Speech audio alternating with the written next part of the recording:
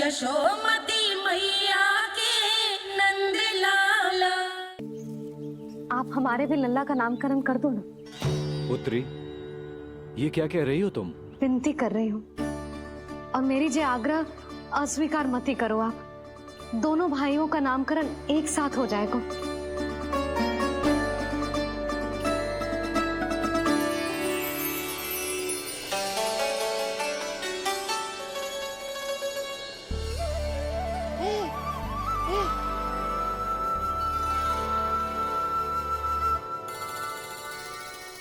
कितने प्यारे और निर्दोष बालक हैं।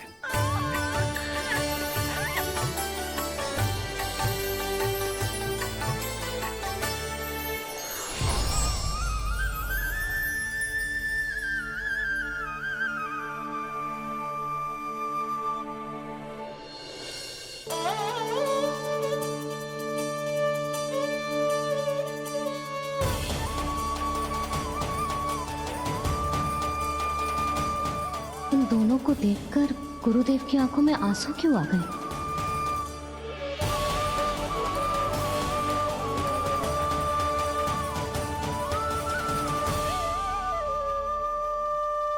ये क्या कर रहे हैं ऋषिवर?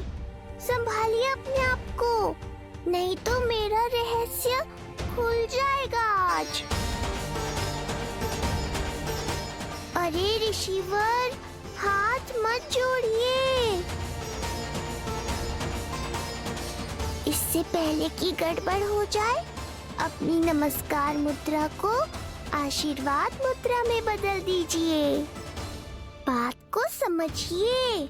मैंने ये अवतार मैया और लल्ला के अद्भुत संबंध का अनुभव करने के लिए लिया है, पर आपकी भावुकता के कारण यदि मैया को मेरा सत्य पता चल गया तो ये संबंध ही बदल जाएगा।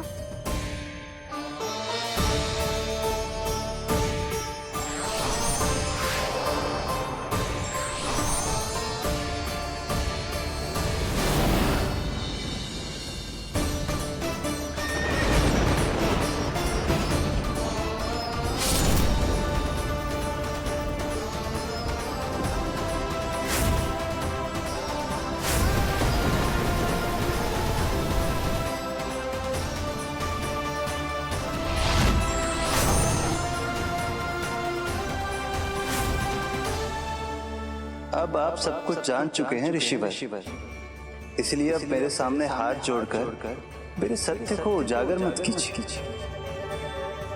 अपने शिष्य वसुदेव के पुत्र के रूप में मुझे आशीर्वाद दीजिए।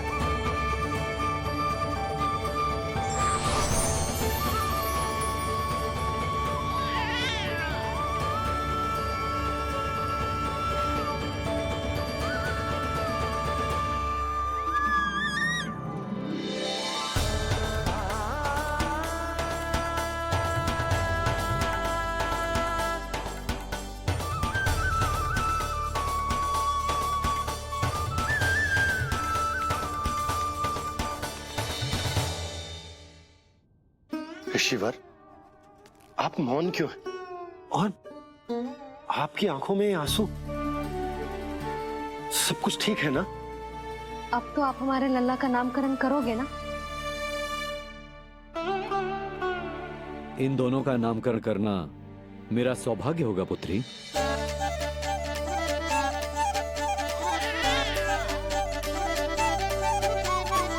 परंतु ये गोपनीय रूप से करना होगा।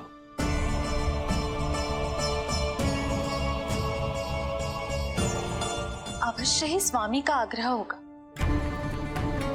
ताकि कंस की बुरी दृष्टि हमारे पुत्र पर ना पड़े। ये तो बहुत महान ऋषि हैं, इन्हें कंस के अत्याचारों के बारे में अवश्य पता होगा। अपनी संतान का नामकरण संस्कार करना एक मां के लिए उत्सव से कम नहीं होता है, पर यह छुपकर करना होगा। आप दोनों को स्वीकार तो है ना? जैसी आपकी आज्ञा गुरुदेव। स्वीकार है गुरुदेव। तो फिर कहाँ करना है हमें नामकरण का प्रबंध? गुरुदेव, मंदिर सही रहेगा? उससे पवित्र स्थान तो हो ही नहीं सकता है। ऋषिवर, आप तनिक विश्राम कीजिए, हम लोग प्रबंध करते। मैं कुछ समय इन बालकों के साथ व्यतीत करना चाहूंगा। ये तो इनका सौभाग्य होगा। हमें आज्ञा दीजिए।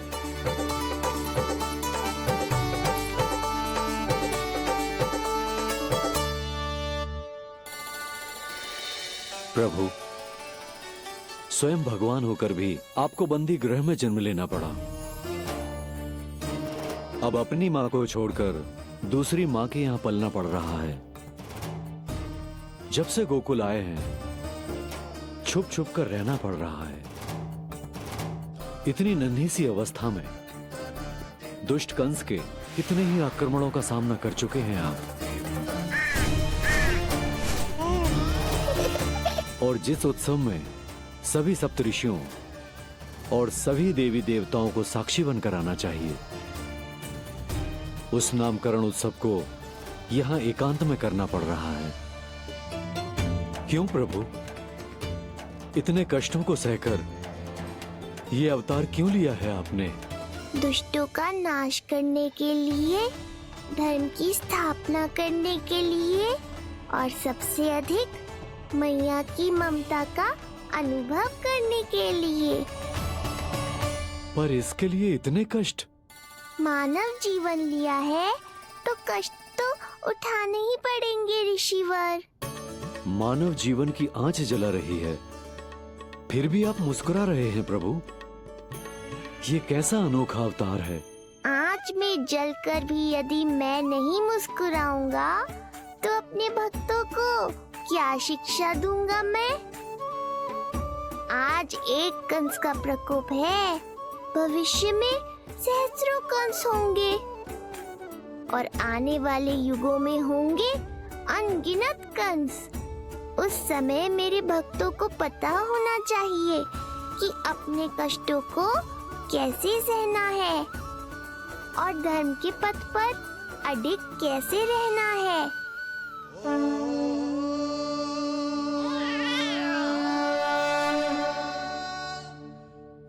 आप धन्य हैं प्रभु।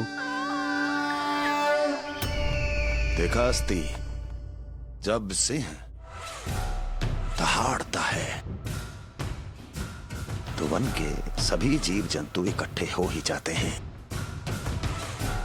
वो सब जो मेरा विश्वास पात्र होने का अधिकार और ये सिंहासन पाना चाहते हैं, सामने आए। बुद्धि के बिना बल अपंग होता है महाराज, और मेरे पास बुद्धि और बल दोनों हैं। आप केवल आदेश दीजिए किसका संहार करना है।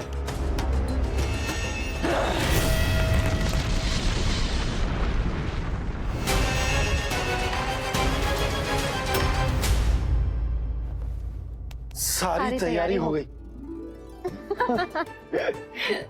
बोलो। आप गुरुदेव को बुला लो, मैं रोहिणी जीजी और बालकों को ले आती हूँ। यशोदा, तुम रुष्ट तो ना होना मुझसे? मैं भला रुष्ट क्यों होने लगी? नहीं, तुम जो उत्सव बड़े धूमधाम से करना चाहती थी और बहुत प्रसन्न हूँ मैं कि हमारे लल्ला का नामकरण स्वयं ऋषि गर्ग पूरे विधि विधान से कर रहे हैं। मैं समझ गई, उत्सव बड़ा हो या ना हो, प्रसन्नता बड़ी होनी चाहिए। अरे मैं तो इतनी उत्साहित हूँ कि दोनों भाइयों का नामकरण आज के शुभ मुहूर्त पे हो रहे हैं। तो इससे पहले जो बीत जाए, जाओ। आप भी बुला लो।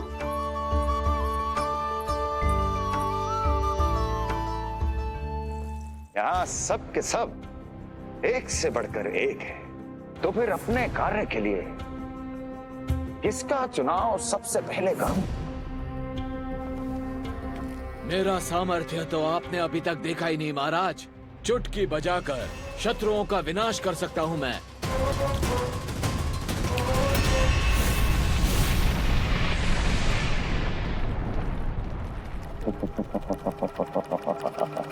वाह! किंतु आपने तो बताया ही नहीं कि करना क्या है।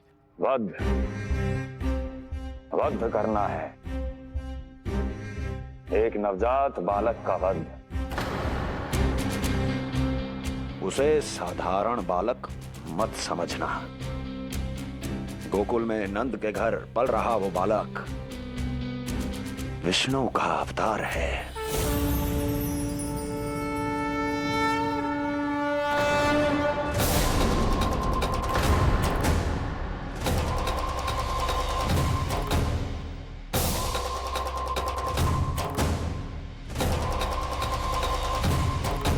क्या हुआ? इतना सन्नाटा क्यों छा गया? क्षमा कीजिए महाराज, पर मैं नन्हे बालकों के साथ हिंसा नहीं करता। विष्णु अवतार बड़ा छलिया है महाराज, मैं उसका मुख भी नहीं देखना चाहता।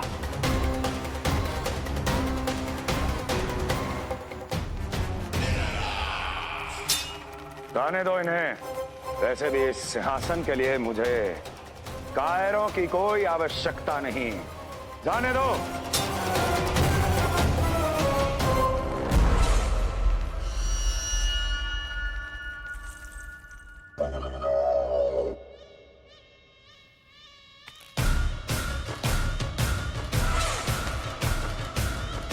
दुर्जन, क्या कहा था मैंने कहा था केवल वही आए जिनके हृदय में साहस का ज्वालामुखी धधकता हो, जिनकी तलवारें पर्वतों का सीना चीरने के लिए व्याकुल हो, जिनकी संकल्प शक्ति इतनी दृढ़ हो कि वो मृत्यु से टक्कर ले जाएं। वही होगा इस सिंहासन का असली अधिकारी। महाराज,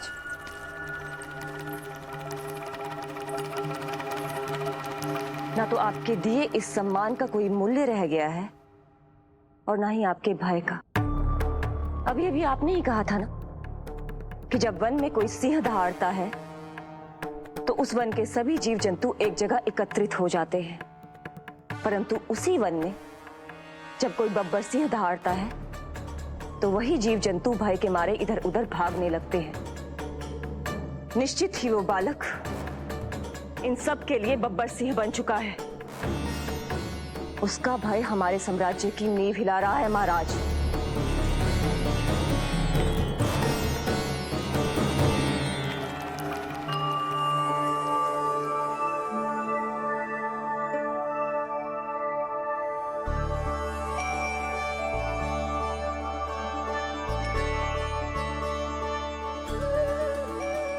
हे नारायण, मेरा मार्गदर्शन कीजिए।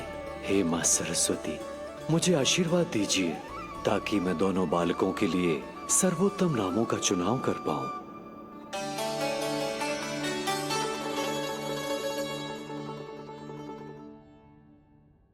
आपके पुत्र को बड़े भाई के कर्तव्य का निर्वाह करना है और इस दायित्व को प्रभु श्री राम से अच्छा किसने निभाया है?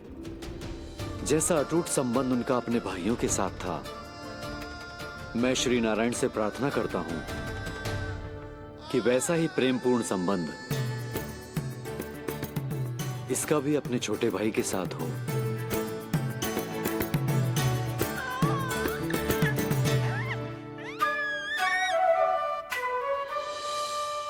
इसीलिए इसका नाम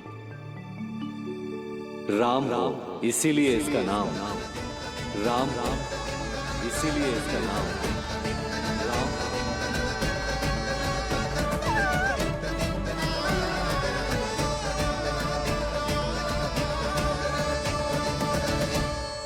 बड़े भाई में आदर्श, न्याय, संकल्प बल के साथ साथ शारीरिक बल भी होना चाहिए। मैं देख पा रहा हूं ये बालक इन सब बलों के लिए जाना जाएगा। इसलिए जो नाम इसके व्यक्तित्व के लिए सबसे उचित है वो है बलराम। बलराम, बलराम।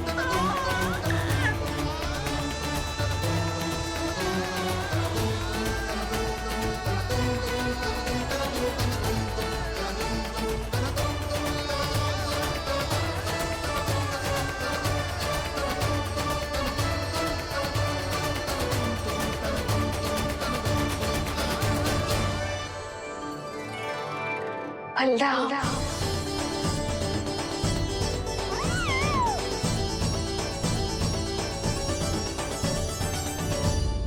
तो फिर उसका नाम बल राम रखना।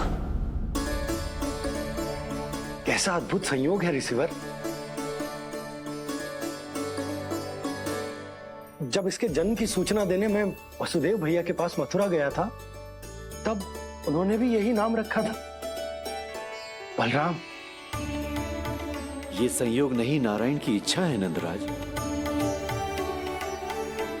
बलराम से अधिक उपयुक्त नाम इस बलराम के लिए कुछ और हो ही नहीं सकता है। पर मैं तो दाऊ कहकर ही बुलाऊंगा इन्हें, बलदाऊ।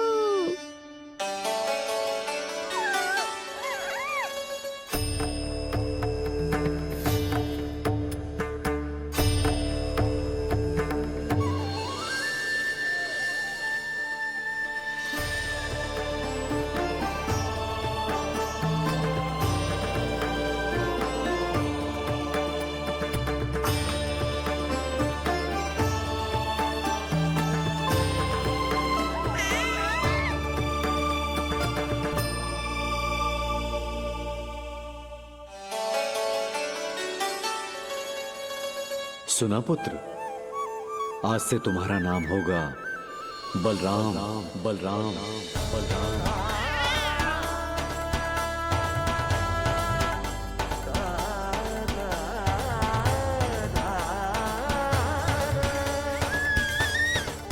गुरुदेव, कितना अद्भुत नाम दियो है आपने इसे। अब मेरे लल्ला को भी ऐसा ही कोई उत्तम सा नाम दे दो।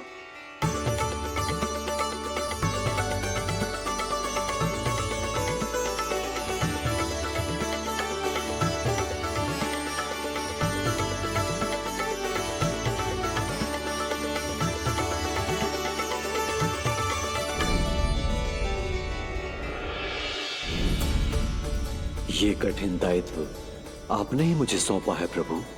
इसे निभाने की क्षमता भी आप ही दीजिए।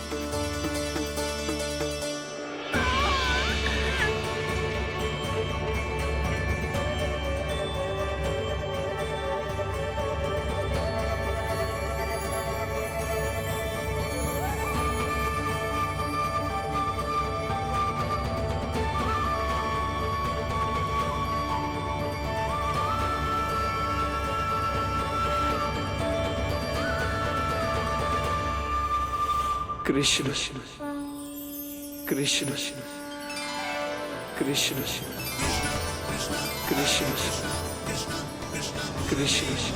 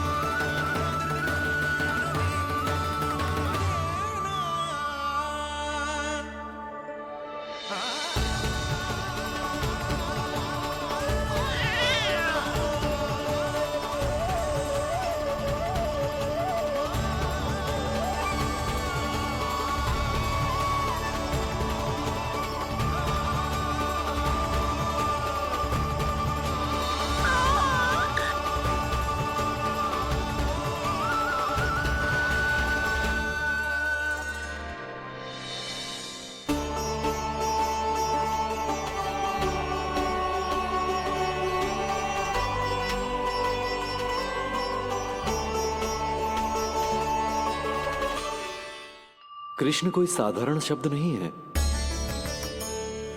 ये अनेक विशेषताओं से भरा हुआ है।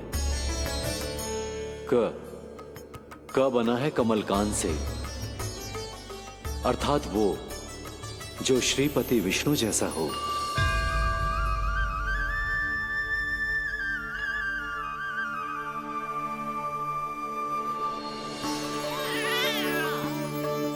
री की उत्पत्ति हुई है श्री राम से, अर्थात वो जो सबके हृदय में बस जाए। श ऐश्वर्य के स्वामी विष्णु के लिए, अर्थात वो जो समृद्धि लेकर आए।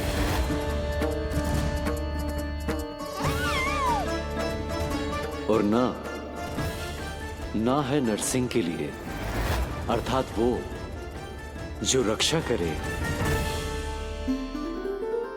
और अंत में आकार की मात्रा सूचक है अग्निदेव का, अर्थात वो जो स्वयं तप कर सबको पवित्र कर दे।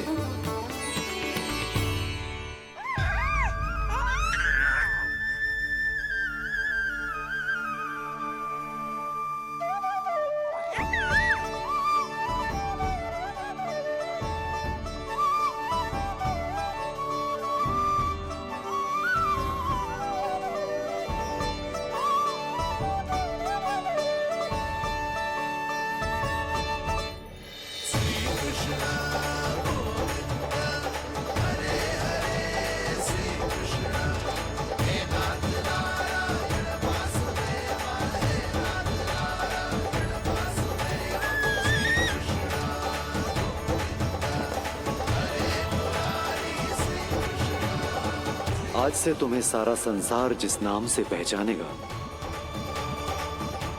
वो नाम है कृष्ण। वो नाम है कृष्ण। वो नाम है कृष्ण। वो नाम है कृष्ण। कृष्ण कृष्ण कृष्ण कृष्ण कृष्ण कृष्ण कृष्ण कृष्ण कृष्ण कृष्ण कृष्ण कृष्ण कृष्ण।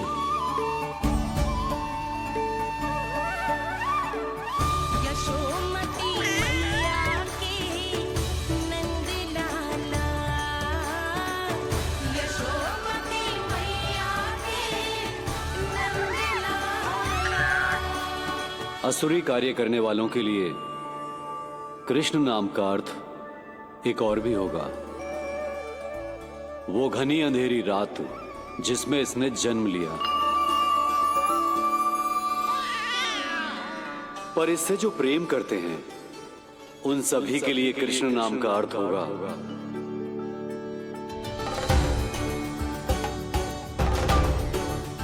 अतुलनीय सुंदरता और अथाह प्रेम।